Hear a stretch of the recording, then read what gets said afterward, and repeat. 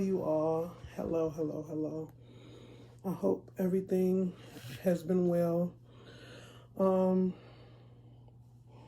it's been a while since I have uploaded an episode, and I want to get back into the habit of uploading every week. And I know I say that all the time, every time I do Hey, I'm Back episode.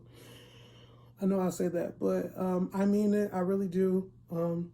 That's my intention, and I have to do a better job at uploading every week. But I just don't want to get into the habit of content overload, just making content for content's sake. I want to make content when, I feel called to do it, but, you know, but the day is Wednesday, August 17th at 11:48 p.m. Eastern Standard Time. As you guys know, I'm in Michigan. Yeah. Thank you for tuning in with me, and let's get to the show. Gonna start off with the reading, the general reading for the listeners. So,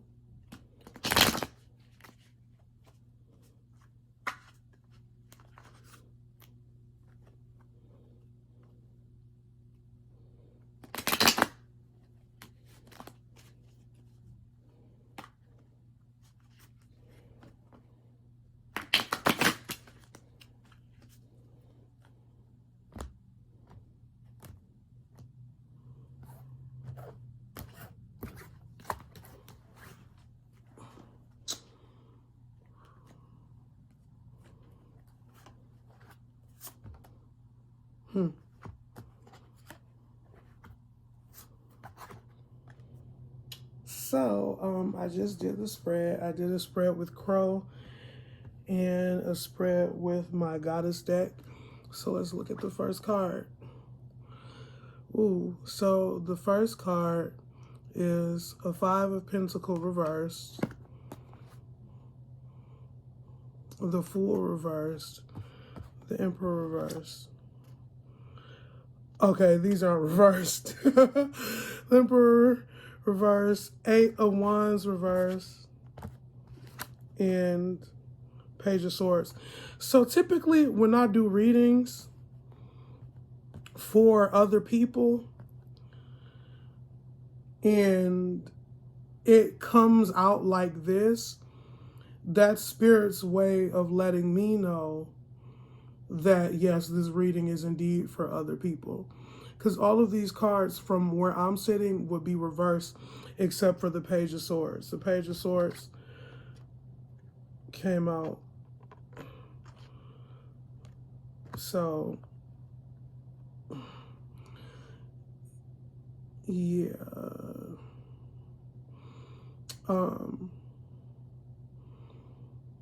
So I'm going to read these as face up. Starting with the Five of Pentacles.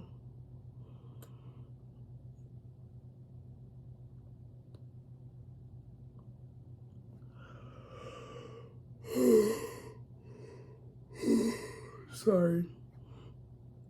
Financial matters. I'm getting, even going through a rough period of time financially. Maybe you were in a position where you're financially stable, but right now you're going through a financial transition. So right after Five of Pentacles, we got the Fool. The Fool represents the beginning of new journeys. So you're about to see a lot of new money, a lot of new financial opportunities are about to come knocking at your door. And, that's a part of this financial transitional period that you're going through. Then next we have the Emperor. The Emperor, I would say, because this is dealing with financial matters, this is being on top of your shit. This means dealing with this financial breakthrough that's about to come to you. I don't want to say like with a vice grip, but with tact, with responsibility, with, you know, maturity. Handle the money that's in the opportunities that are about to come to you with maturity. Next, we have the Eight of Wands. So wands representing creativity, creative spark, and the eight, which is infinity. So these financial, what is that called? This financial breakthrough or this new change in finances that are coming to you is going to allow you to be creative. It's going to allow you to be creative in ways that you haven't been able to be recently. You're going to get a lot of inspiration from a lot of different places. You're going to be inspired to do a lot, but be mature. Rule this new period, this new financial period with tact and responsibility. Next, you have the Page of Swords. If I'm reading, you know, reading this, all of those as right side up and Page of Swords reversed.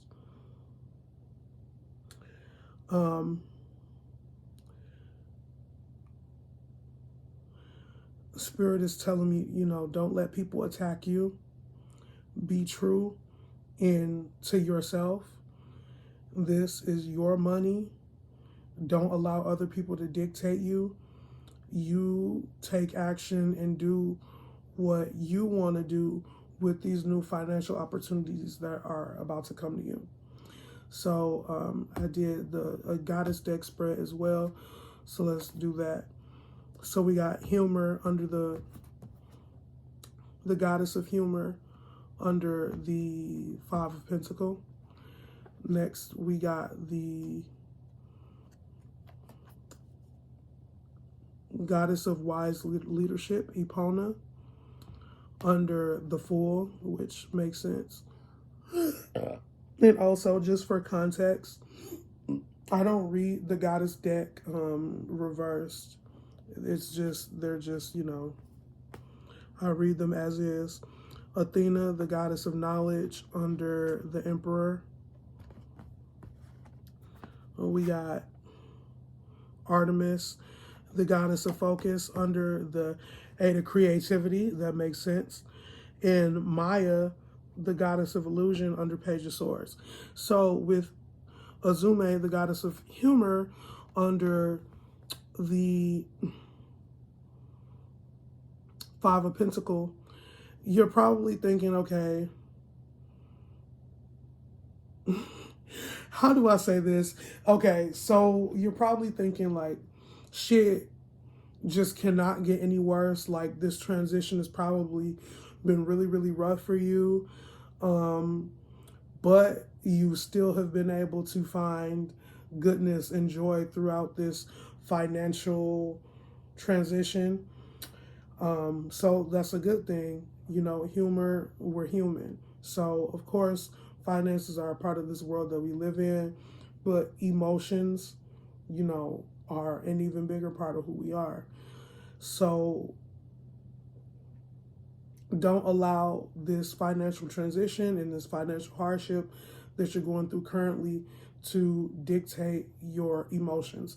And I can resonate with that as well, because when my financial situation is fucked up, I'm fucked up, okay? Like, look, bitch, I'm mad. Don't talk to me.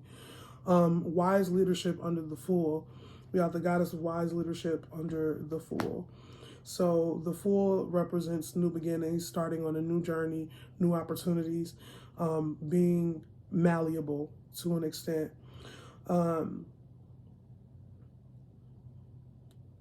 Getting wise leadership under this card can indicate, well, not being too malleable, being attentive, being cautious.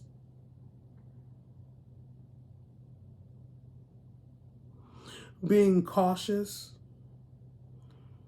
and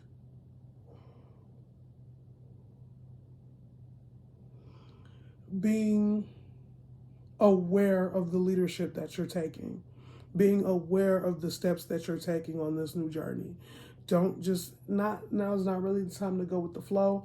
It's giving, be mindful. Be aware. Next, we have Athena, the goddess of knowledge, under the emperor. So I'm pretty sure you've heard the saying, if you knew better, you do better. So the emperor represents, ruling over our endeavors, being in control, being tactful, being responsible. So be wise about the decisions that you're making and how they can affect your future. Don't just go, now's not the time to go with the flow. Now's the time. Now's the time to really move with tact. And I cannot say that enough. The spirit is just telling me tact, be tactful, use tact. So that's what I'm going to say to you all.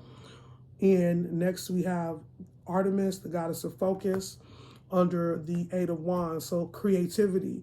So mind you, earlier when I was initially discussing the Eight of Wands, I was saying that represents creative spark in infinity of creative possibilities. So it makes sense to get focused under that card, because you can't go in, a million different directions at once.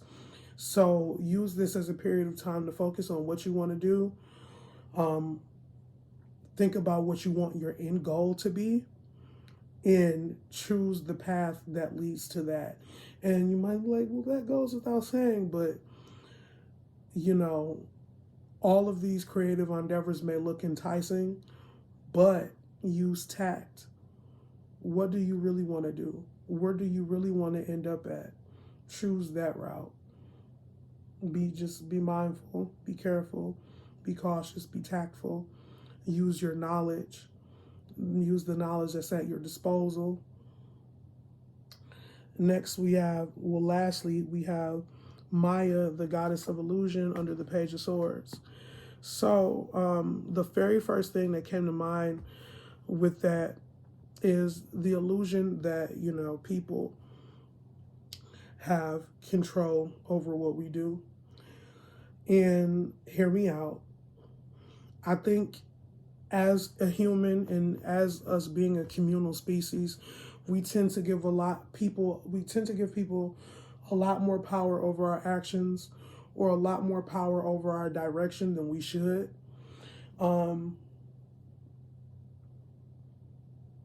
Stop doing that. Stop doing that. To be very blunt, just stop doing that. You know what direction you want to go in. Stop looking for outside validation. The outside, go ahead. You need to validate yourself. And okay? So validate yourself. Know that you're on your right path. With that being said, that will conclude the general reading. As always, take what resonates with you, leave what doesn't, and let's get back to the rest of the show. So, this is something that I've been wanting to talk about for a minute. Universe, don't beat my ass, but so I wanted to talk about the universe making a fool out of me. And I know in some earlier episodes I talked about how we needed to go through hurt and pain in order to learn. And I want to rephrase that. Like, I've been through some more stuff. I've learned a lot more. My perspective on things have changed. And I wouldn't phrase it that way. And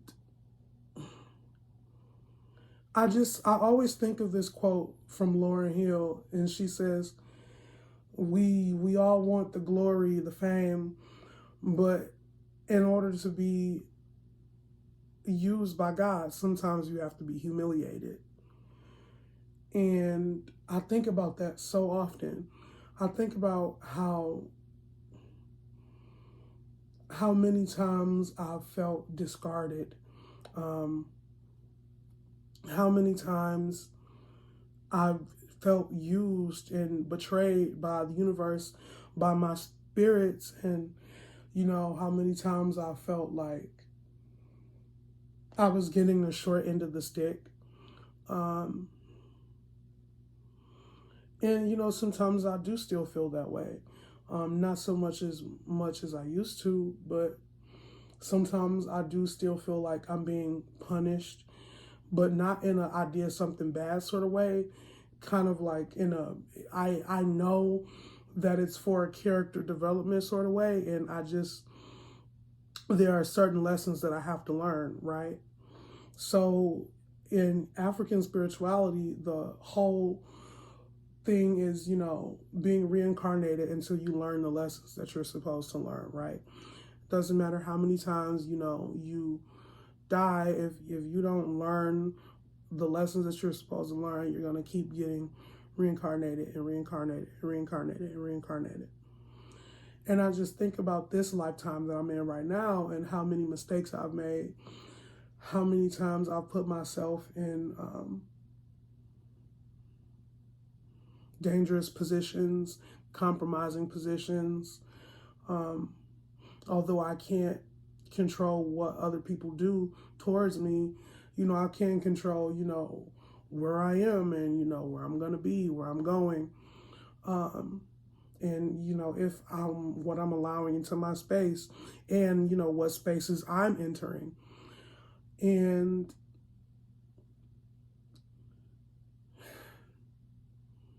sometimes I just feel like the universe loves making a fool out of me. And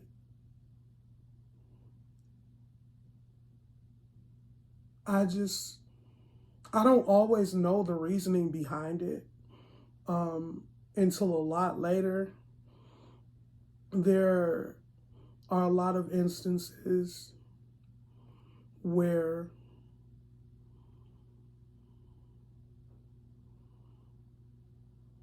I've encountered a situation, and I'm using this broadly, and I've had a file cabinet moment in my brain where the lesson that I learned previously comes up.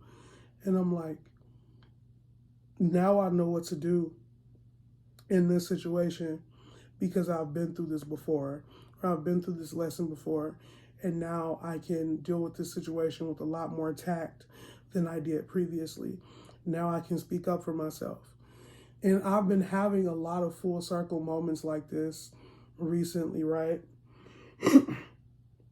I don't put much of my business out in the universe because, I don't really want people to know about me, but I did go through a move. If, you're watching this, you obviously know that this environment is different. It's not the same environment that I filmed in. This is the first episode I'm making here. And,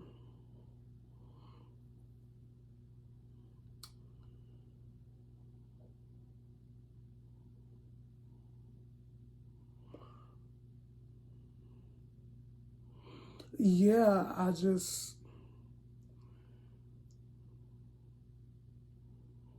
there's been a lot of going back into my mental file cabinet and just rereading shit, reading the files and skimming over, everything, my entire life, really. I've been going through the file cabinet my entire life. I've been playing memories back to back to back to back to back.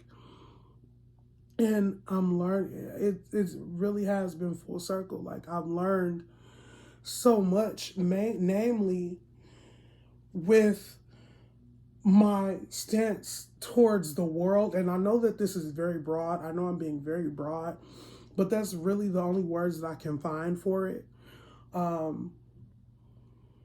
Just the way that I interact with everything is so much different now. I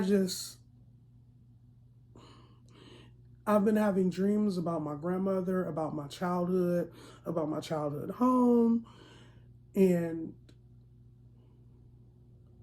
just I think I'm supposed to be learning how to navigate differently than I've been navigating, right? And I just keep thinking about all of the pain that I've endured and the suffering that I've been subjected to and the humiliation, people laughing at me, people discarding me, people not being there for me when I needed support. And all of that has changed my view of the world, but not necessarily the world, but like of society, to be more specific. It's changed how I interact with my friends, my loved ones, my spirit work. It's even changed how I interact with myself. For instance, there used to be a period of time where I allowed disrespect, right? But, I'm in school and I've been very depressed, so I haven't been doing work. And my professor sent me this nasty comment on one of my assignments. And when I tell you, I screenshotted it and I emailed it to 5 different faculty members. And I said, I need to be advised on what to do now because this was disrespectful. And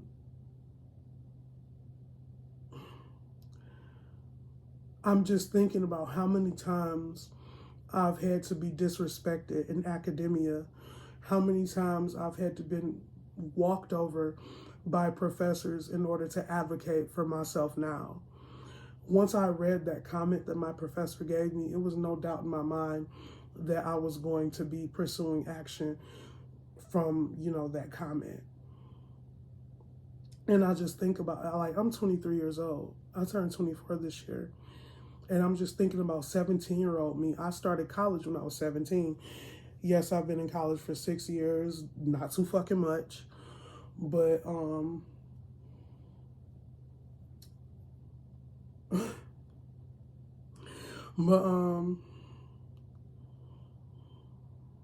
it hasn't been 6 years. 18, no, that's 19, 20, 21, 22, 23, 24. Yeah, 6 years. It's been 6 years. Okay, look at it. Okay, but no, about when I was 17 years old, I would let shit slide. I started college when I was 17, going on 18, and I really used to let shit slide. I used to let professors walk all over me, and now I'm just in this position, in this point in my life where I'm just like, no more. I'm just tired of people treating me any kind of way. I'm tired of people who have authority over me, coming at me nasty. Like, I won't cut the fuck up. And it's taken me all of these different experiences of being humiliated, of feeling powerless, to finally be in a position where I say, without a doubt, I'm taking action to defend myself. And I just, hopefully that's a lesson for everyone else, listening to this. Even if you don't feel like if you can stand up for yourself today, do your best and make your strides to get to that point where you can say, you know what, I'm going to defend myself today. You know what, I'm not going to let this slide today. It don't come overnight. Like I said, I started school when I was 17. I'm turning 24. I just started emailing people like, yeah, you need to get this nigga because he talking out of pocket. It's a battle to get to that point. It's not been easy. I still have anxiety. It's not like my anxiety is gone. I'm still anxious. I don't know what's going to be the outcome of this situation, but yeah. You know, hopefully, you know, some of that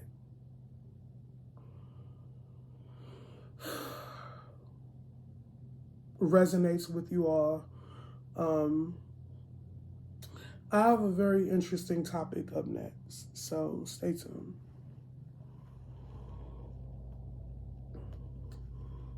Hey, so we're back. Being at peace, right? What does that mean? And how far are we willing to take that?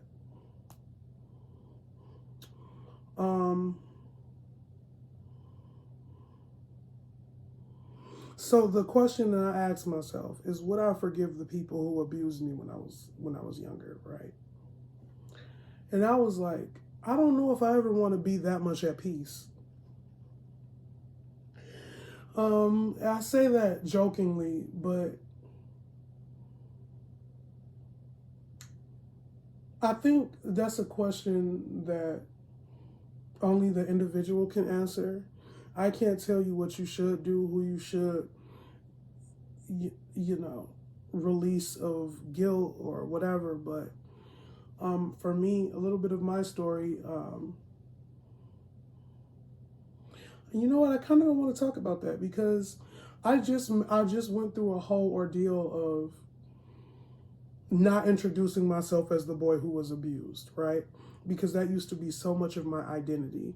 I used to characterize myself as the person who was abused. I was the victim. When people asked me, who am I would be like, well, I was sexually abused. And I would go from there, right? I didn't have an identity outside of that. But I no longer want to start off my story with that. Like, you know, I'm a very multi-talented individual. I'm very spiritual. I'm very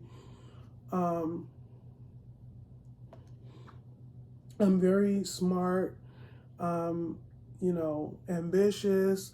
And so that's how I want to characterize my story, my life story from now on.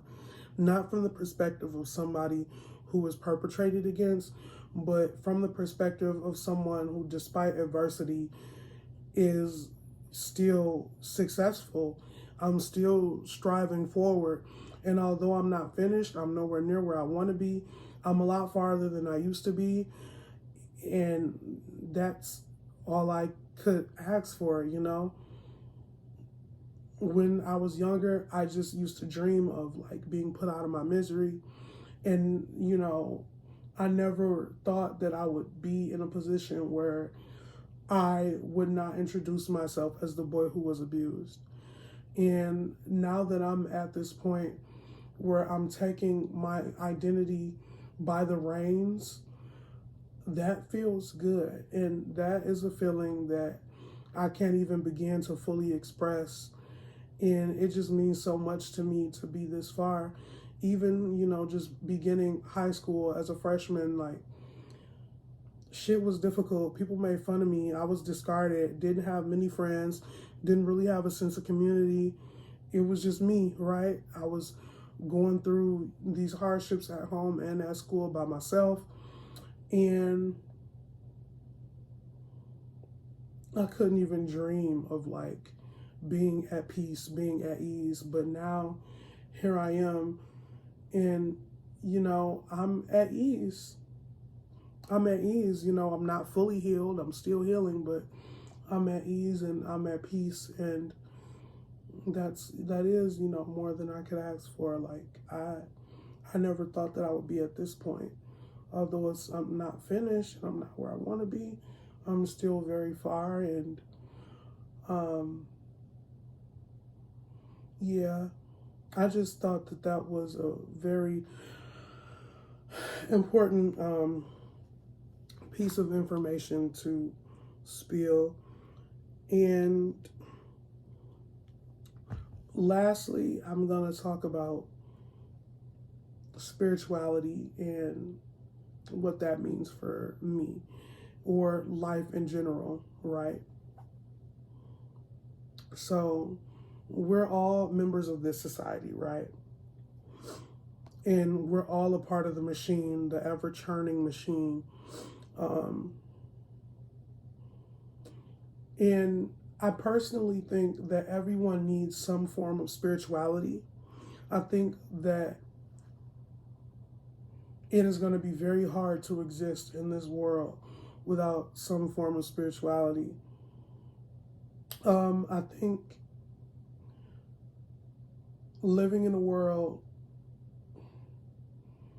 where you think it's all gloom, there's no end in sight, or damn, is retribution the right word?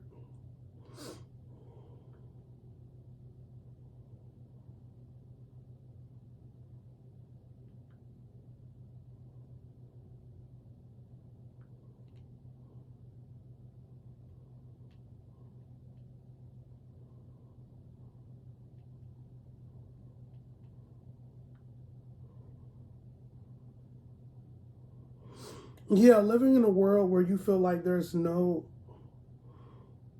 retribution, um, we're all just on our own, like that's fucking grim. And that is, fast track to suicide. Like, now I'm not saying you have to believe in what I believe in. I am an African spiritualist. Um, I'm hoodoo through and through. But baby, like if you're just in this society raw dogging it, I would advise you to seek spirituality, to look for a spiritual practice that resonates with you. I think that at the end all be all, we are all spiritual beings, whether or not we want to admit that we are. We're made up of the same materials as planetary bodies, and we are cosmic beings. And I think we have to do a better job collectively and individually reconnecting with our cosmic selves. Um, don't let this world take you out. Find you some spirituality that resonates with you. Find you something, like I do hoodoo. Being in nature is my shit. Like I love nature. When I go outside and sit outside, like on some real shit, I sit under a tree. Like we all need that thing for ourselves. We all need some form of spirituality. Don't deprive yourself of that. The the the man, really did beat our spiritual practices out of our ancestors. And I think that we as a collective and as individuals need to return to that. We need to return to the roots. We need to return to our origins. But here's the kicker with that. And I always say this.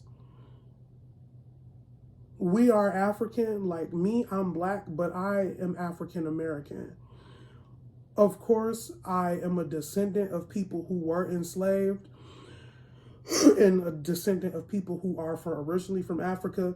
But the better part of my bloodline is American, right? Like, are black Americans.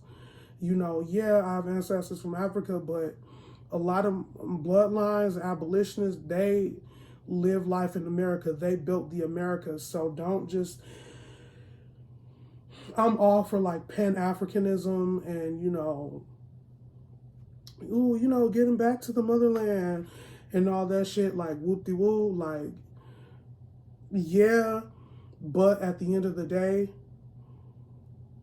we are doing a disservice if we are not embracing the black Americans in our bloodline, if we're not acknowledging the long line of people in our bloodline that were born in slavery in America, grew up in America, helped build America. Like, that is a part of our bloodline too, and we cannot disrespect our lineage like that by denying that part of our heritage. Yes, we are African, but baby, at the end of the day, we are American. We are Black Americans, okay? You know, we have abolitionists in our bloodline. We have American inventors in our bloodline. Like, we, you know, root workers from America in our bloodline. Like, don't disrespect that part of your heritage. Yes, acknowledge the origin, but also acknowledge the in-between. Bitch, ancestors just didn't get off a boat and pop you out. Like, it was people that went through the American civil rights struggle, baby, in the late 1800s, the 1900s. Like, that, don't forget that span, that period of time. Like, that's real. And, you know, that's them roots, baby. Them the people that was working them roots, okay? You hear me? Okay? Them abolitionists, how you think they did it? Okay? So, get back to your spirituality. Everybody needs some form of spiritualism to live under capitalism, like, to survive. That roots is really, for me, roots is the way out. For you, whatever your ancestral magical practice is, that's for you. That's for you to figure out, for you to do, for you to practice. But you need to get into it, because those ancestral practices is what saved us. So we're doing a disservice if we're not living by that code, baby. Them abolitionists, they were root workers. They was working them roots, okay? Them high johns, baby, beating, you know, killing the masters, the masses, okay? Burning down the plantations. And even, you know, even not on the extreme side, even, you know, nursing people back to health, being caregivers, that is the roots. For me, in my lineage, that's the way out. The roots is the way. So you need to figure out what your way is, what your ancestral practice is. That's what's going to save you, and that's what's going to pull you out of that hole. So I hope that this episode of Bayek's Desert has been informational. I hope that you can resonate with it. I love you all. Thank you for tuning in. Bye.